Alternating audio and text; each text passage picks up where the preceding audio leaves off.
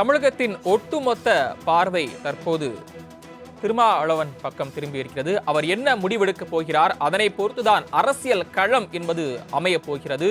இது ஒரு பக்கம் இருக்க, தற்போது சென்னை பசுமைவெளி சாலையில் உள்ள அதிமுக பொதுச் செயலாளர் எடப்பாடி பழனிசாமி இல்லத்தில் ஆலோசனை கூட்டமானது நடைபெற்று வருகிறது. அந்த ஆலோசனை கூட்டத்தில் முக்கியமான எம்எல்ஏக்கள் பங்கேற்கவில்லை என்று 6 எம்எல்ஏக்கள் அந்த ஆலோசனை கூட்டத்தில் பங்கேற்கவில்லை என்று தகவல் ஒன்று கிடைத்திருக்கிறது. நிலவரம் என்ன, விவரங்களை கேட்கலாம். செய்தியாளர் ராஜேஷ் இணைப்பில் காத்திருக்கிறார்.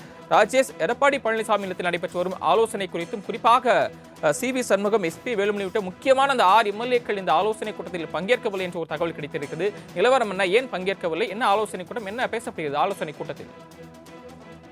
சரவணன் வணக்கம்.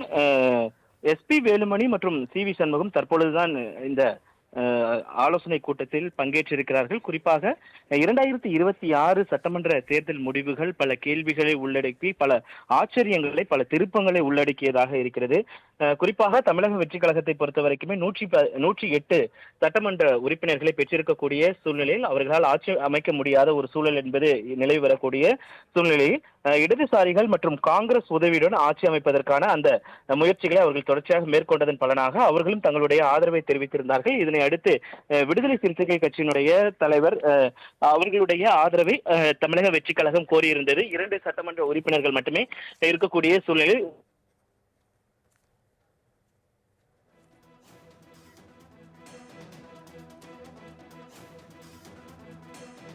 சென்னை பசுமைவெளி சாலையில் உள்ள எடப்பாடி பழனிசாமி இல்லத்தில் தீவிர ஆலோசனை மேற்கொள்ளப்பட்டு வருகிறது.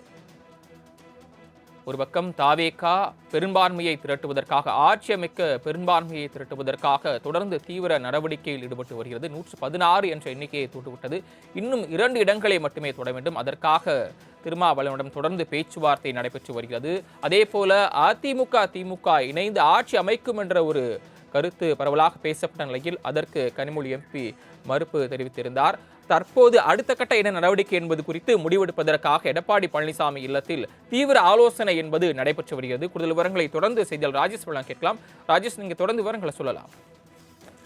சரவணன், நான் முன்பே குறிப்பிட்டது போல தமிழக வெற்றி கழகம் ஆட்சி அமைப்பதற்கான அவர்கள் தொடர்ச்சியான முயற்சிகளை மேற்கொண்டிருந்தார்கள். அதன் பலனாக காங்கிரஸ் மற்றும் இடதுசாரிகள் தங்களுடைய ஆதரவை அவர்களுக்கு தெரிவித்திருந்தார்கள். கிட்டத்தட்ட 116 சட்டமன்ற உறுப்பினர்களை பெற்றிருக்கக்கூடிய சூழ்நிலை, ஆதரவை பெற்றிருக்கக்கூடிய சூழ்நிலையில் 2 சட்டமன்ற உறுப்பினர்களுடைய ஆதரவு தேவை பெரும்பான்மை நிரூபிப்பதற்கு தொடர்ச்சியாக 3வது முறையாக பெரும்பான்மை நிரூபிப்பதற்காக தன்னை ஆட்சி அமைக்க அழைக்க வேண்டும் என்று தமிழக வெற்றி கழகத்தினுடைய தலைவர் நடிகர் விஜய் அவர்கள் நேரடியாக ஆளுநரிடம் சென்று மனு அளித்திருந்தார். ஆனால் ஆளுநரை பொறுத்த வரைக்குமே அவர் ஏற்கனவே திட்டவட்டமாக தெளிவாக ஒரு தெரிவித்து விட்டார். 118 சட்டமன்ற உறுப்பினர்களுடைய பட்டியலை யார் அளிக்கிறாரோ அவரை தான் நான் ஆட்சி அமைக்க அழைக்க முடியும். அதுதான் அரசியல் சாசன சட்டத்தின்படி ஜனநாயகமாக இருக்கக்கூடும் என்று அவர் தெரிவித்திருந்தார். இந்த நிலையில்தான் அதற்கான பெரும்பான்மை இல்லாத ஒரு சூழல் என்பது அங்கு தமிழக வெற்றி கழகத்தில் நிலவி வருகிறது. அதே நேரத்தில் அதிமுகவை பொறுத்த வரைக்குமே தொடர்ச்சியாக அவர்கள் தங்களுடைய ஆலோசனை கூட்டத்தை நடத்தி வருகிறார்கள். அடுத்த கட்ட நடவடிக்கைகள் என்ன என்பது குறித்து தொடர்ச்சியான ஆலோசனையை அவர்கள் மேற்கொண்டிருக்கிறார்கள். குறிப்பாக பல்வேறு யூகங்களாக, சூசகங்களாக பல தகவல்கள் வெளியாகி வருகின்றன. குறிப்பாக அதிமுக ஆட்சி அமைக்கக்கூடும், வெளியிலிருந்து திமுக தங்களுடைய ஆதரவை தெரிவிக்கும் என்று தகவல்கள் எல்லாம் வெளியாகி இருக்கக்கூடிய சூழ்நிலையில் தான் அடுத்த கட்டமாக என்ன நடவடிக்கைகள் மேற்கொள்ளப்பட போகிறது என்பதெல்லாம் குறித்து இங்கு ஒரு ஆலோசனை என்பது நடைபெற்று வருகிறது.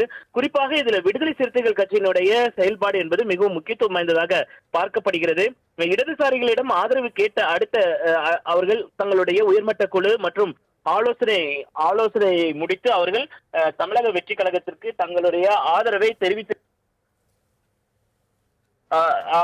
தெரிவித்திருக்கக்கூடிய சூழ்நிலையில் அவர்கள் விடுதலை சிறுத்தைகளும் தங்களுடைய ஆதரவை தெரிவிப்பார்கள் என்ற நம்பிக்கையில் தமிழக வெற்றி கழகம் தொடர்ச்சியாக இருந்த நிலையில் இன்று காலை, நேற்றைய தினத்தில் அவர்களுடைய விடுதலை சிறுத்தைகள் கட்சியினுடைய உயர்மட்ட குழு கூட்டம் என்பது காணொலி காட்சி வாயிலாக நடைபெற்றது. அதில் பல்வேறு கருத்துக்கள் பகிரப்பட்டதாக தகவல்களாக வெளிவந்த வண்ணம் இருந்தன. ஆனால் அதே நேரத்தில் தமிழக வெற்றி கழகத்திற்கு ஆதரவு அளிப்பதாக ஏற்கனவே நேற்றைய தினத்தில் நடைபெற்ற இடதுசாரிகள் செய்தியாளர் சந்திப்பில் நிச்சயமாக விடுதலை சிறுத்தைகள் தமிழக வெற்றி கழகத்திற்கு ஆதரவு அளிப்பார்கள், ஜனநாயகத்தை காப்பாற்றுவார்கள் என்று இடதுசாரிகள் தெரிவித்திருந்தார்கள்.